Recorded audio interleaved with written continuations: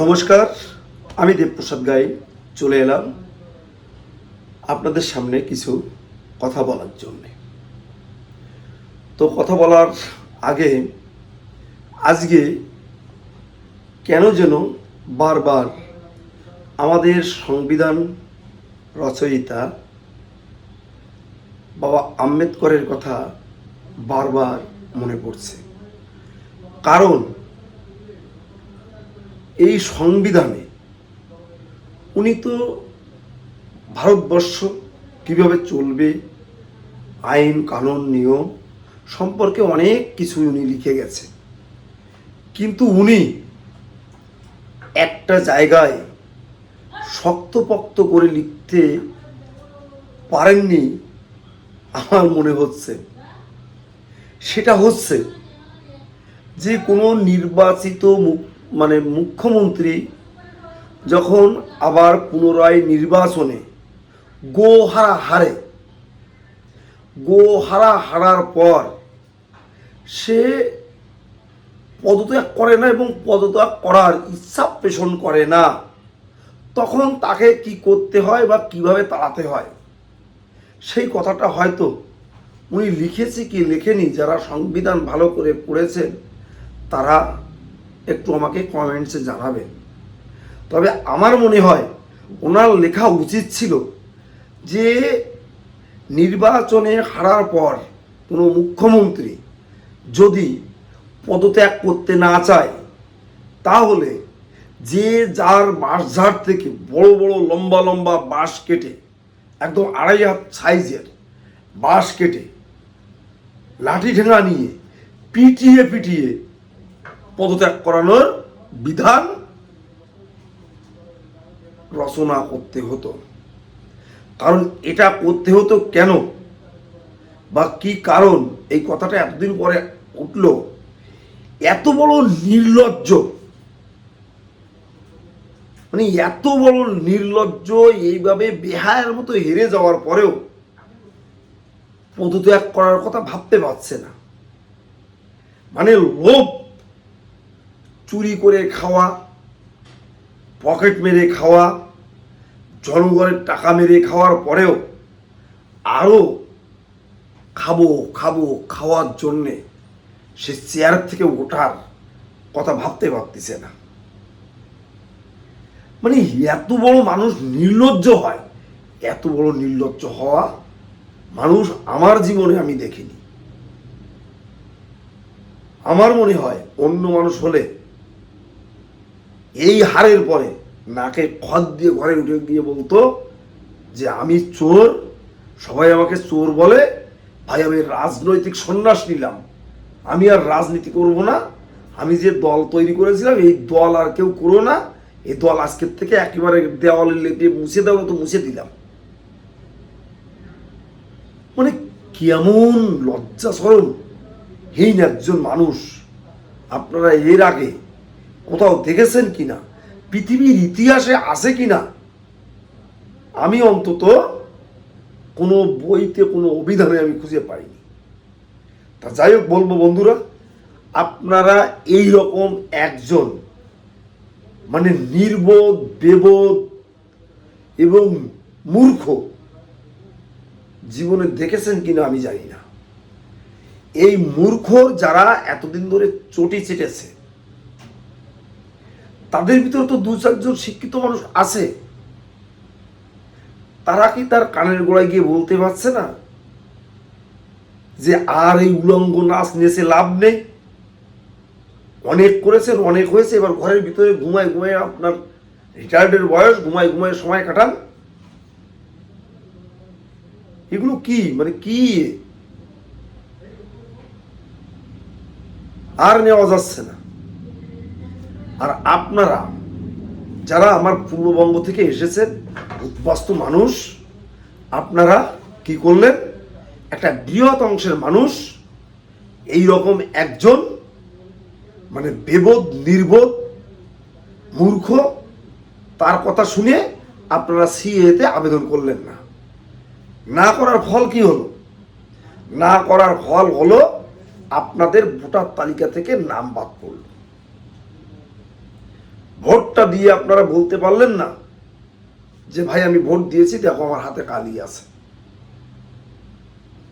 আপনারা বলতে পারলেন না এই একজন নির্বোধ মুখ্যমন্ত্রীর কারণে।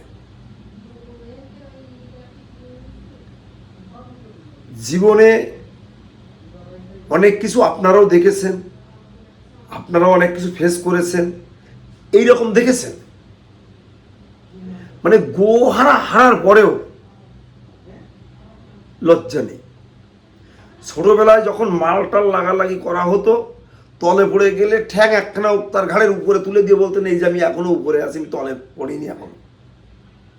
মানে পা একখানা উপরে, তলায় চিত হয়ে পড়ে পা একখানা উপরে দিয়ে আমি উপরে আছি, এখনো হার মানি না।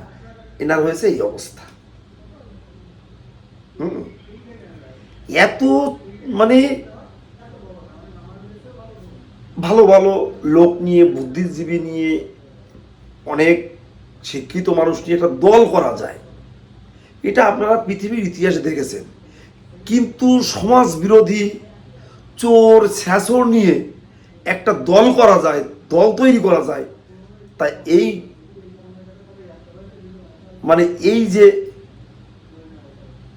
মানুষটারে না দেখলে আপনারা বুঝতে পারতেন না যে একেবারে মাতাল, চোর, ছ্যাঁচড়, গুন্ডো এই সমস্ত দিয়েও একটা দল তৈরি করা যায়। আর এই শালা চোর ছ্যাঁচড়গুলো আজকে 15টা বছর এই পশ্চিমবঙ্গের মানুষগুলোর মাথার পরে চেপে বসেছিল। এই মূর্খ কি বলল, সিএ কে আপনারা কেউ এই সিএতে আবেদন করবেন না, তাহলে আপনারা কিন্তু বাংলাদেশে চলে যাবেন। বাংলাদেশে ও চলে যাবে, ওর যাওয়ার জায়গাই হচ্ছে বাংলাদেশ। ওর যারা 2-4 জন এখানে আছে পাকিস্তানি, ওর যে সমস্ত শ্বশুর শাশুড়িরা আছে তাদের নিয়ে হয় পাকিস্তানে চলে যাক, তাহলে বাংলাদেশে চলে যাক। আমরা এটাই চাই। আর এগুলো নেওয়া যাচ্ছে না। আপনারা নিজেরা যখন বুঝলেন না, একেই বিশ্বাস করলেন, পরে সিএতে আবেদন করলেন না, ভোট দিতে পারলেন না। আমরা বারবার বলেছিলাম মমতা ব্যানার্জি কেন তার 14 পুরুষ পর্যন্ত উঠে আসলেও এই সিএ আটকাতে পারবে না, এবং এনআরসিতে নির্দিষ্টভাবে আপনি যদি আপনার নাগরিকত্বর কার্ড না দেখাতে পারেন, আপনি কিন্তু বিপদে পড়ে যাবেন। এসআইআর এর ক্ষেত্রে বলেছিলাম এই 11টা ডকুমেন্টসের একটা ডকুমেন্ট যদি আপনি না দেখাতে পারেন, আপনার নাম থাকবে না।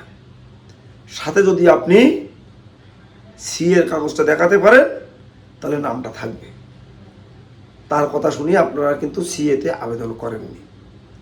এখন বলবো আপনারা আর সময় নষ্ট করবেন না, কালক্ষেপণ করবেন না, যত শীঘ্র পারেন, যত দ্রুত পারেন সিএতে আবেদন করবেন। সিএতে আপনারা আবেদন করবেন এবং আবেদন করে আপনারা নাগরিকত্বটা গ্রহণ করবেন। দেখুন, আমরা এখানে বসবাস করব, সারা জীবন ধরে বসবাস করব। আমাদের পরবর্তী প্রজন্মগুলো প্রজন্মের পর প্রজন্ম এখানে বসবাস করবে। তারা যেন কেউ বেনাগরিক হয়ে এই ভারতবর্ষে তাদেরকে না থাকতে হয়।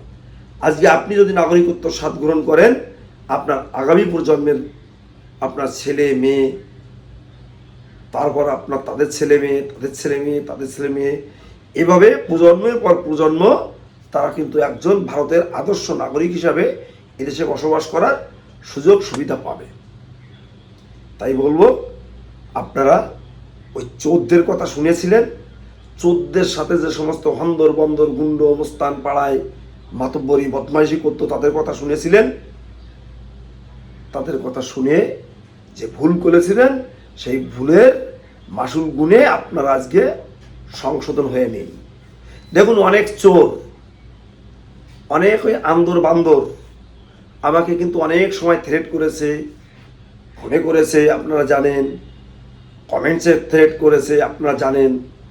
আমি সেই ভদ্র লোকগুলোর মুখগুলো একটু দেখতে চাই, তাদের একটু আমার মিষ্টি খাওয়ানোর ইচ্ছা আছে। কয়েকজনের আইডেন্টিফাই করতে পেরেছি। কিছুদিন পরে তাদের বাড়িতে মিষ্টি টিষ্টি নিয়ে যাব, জামা কাপড়ও নিয়ে যাব, সেগুলো পরবে তারা। তার কারণ তারা ভুল করেছে। আমরা এখন রাম রাজত্বে বাস করি। আপনারা জানেন, জগাই মাধাই পাপী ছিল, তারা হরিণ নামে উদ্ধারিল। মেরেছিল কলসির কানা, তাই বলে কি প্রেম দিবে না? ওরা আমাদের কলসির কানা মেরেছে, তাই বলে কি আমরা ওদের একটু ভালোবাসতে পারবো না? অবশ্যই পারবো। সেই অপেক্ষায় ওরা থাকুক। আর এই যে আবল তাবল যে সমস্ত কমেন্টস করেছিল, তাদেরকেও আইডেন্টিফাই আমরা করেছি। তাদের বাড়িতেও আমরা মিষ্টি নিয়ে যাব, বাতাসা নিয়ে যাব, গুড়মুড়ি নিয়ে যাব, অসুবিধা নেই। আমি বলেছিলাম যে আপনাদের সাথে আমার দেখা হবে। আর ওই ফুসুৎকৃতি, দাড়িওয়ালা মানকি ফকির আর ওই ঢাবনা ব্যাপারী, এদের আপনারা পথে ঘাটে পেলে আপনারা পায়ের চটিগুলো পিটাবেন। এই বদমাইশগুলো সব থেকে বেশি বদমাইশি করেছিল এবং সিএ নিয়ে এরা বেশি বিরোধিতা করেছিল। ওরা ভাবছে যে চটি চেটে পথে ঘাটে অনেক আবল তাবল কথা বলে ওরা রেহাই পেয়ে গেছে, এবার একবার দুবার বলুক না। চটি চেটে রেহাই পেয়ে গেছে, রাস্তায় পটি করে চাটিয়ে ছেড়ে দেবো। এবার বদমাইশের কত মতো কথাবার্তা বললে রাস্তায় পটি করে সেটা চাটিয়ে ছেড়ে দেব। সিএনএ বিরোধিতা করলে একদম ছাড় নেই, সে যত বড় যেই হোক না কেন, যত বড় চটি চাটা হোক না কেন। বন্ধুরা, তোমরা অবশ্যই সিএতে আবেদন করবে। সিএতে আবেদন করার জন্য কি কি করতে হবে আমাকে ফোন করবে। আমার ফোন নাম্বার 9804682324। শুধু একটা অনুরোধ আপনাদের কাছে হাত জোড় করে, সব সিএ সেন্টারে কিন্তু সঠিকভাবে আবেদন করতে পারে না। এতদিন পর্যন্ত আবেদন করার পরে দেখবেন যে এখানে 100 লোক হ্যারিংয়ে আসলে 20 জন সুন্দরভাবে এখান থেকে ফিরে যায়, 80 জন মুখ গোমড়া করে ফিরে যেতে হয়। তার কারণ বিভিন্ন যে সেন্টারগুলো আছে এরা কিন্তু সঠিকভাবে আবেদন করতে পারে না। আমি কিন্তু প্রত্যেক দিন বলি, আর সেই কথাগুলো যখন সত্যি হয় তখন আমাকে ফোন করে বলেন আমি হ্যারিংয়ে এসেছিলাম, আমার এই সমস্যা হয়েছে। কোথা থেকে করেছিলেন? অমুক জায়গা থেকে। আমি বলি আপনাদের যে নিষেধ করেছিলাম, দাদা ভাবলাম বাড়ির পাশে ছেলেটা শিক্ষিত আছে তাই করে নিয়েছিলাম, ভুল হয়ে গেছে। ভুল স্বীকারের দরকার নেই। সে শিক্ষিত ছেলে, আমি বলেছি কম্পিউটার ল্যাপটপ টিপতে জানলে কিন্তু সিএতে আবেদন করতে পারে না। কারণ ওই সিএর অ্যাপস যেটা, ওর ভিতর বিশাল এক সাগরের মতো মানে জায়গা। তাই বলবো, ভুলভাল আবেদন করলে কোনোদিন আপনি ডিএলসিতে পাস করতে পারবেন না এবং অ্যাপ্রুভ মেসেজও আসবে না, সার্টিফিকেটও আপনি পাবেন না। এটা আপনারা মাথায় রাখবেন। তো যাই হোক বন্ধুরা, তোমরা ভারতবর্ষের যে কোনো রাজ্য থেকে আমাদের ফোন করবে, সিএতে আমরা আবেদন করে দেব, এই গ্যারান্টি আমি আপনাদের দিচ্ছি। তো আজকের এই ভিডিও শেষ করার আগে আমি আরেকবার আমার ফোন নাম্বারটা শেয়ার করছি। আমার ফোন নাম্বার 9804682324। তো বন্ধুরা, তোমরা যারা আমার এই প্রতিবেদন শহর বন্দর গ্রাম গঞ্জে যে যেখানেই আসো প্রত্যেকদিন দেখো, তাদেরকে বলবো শেয়ার করে দেশ ও দেশের বাইরের লোককে দেখার সুযোগ করে দেবে। যারা নতুন দেখছো তারা এই চ্যানেলটিকে সাবস্ক্রাইব করবে, তাহলে প্রত্যেক দিনের প্রতিবেদন তোমরা প্রত্যেক দিন জানতে পারবে সবার আগে। তো ভালো থেকো, সুস্থ থেকো, সবার মঙ্গল কামনায় আমি আজকের মতো আমার বক্তব্য এখানেই শেষ করছি। নমস্কার।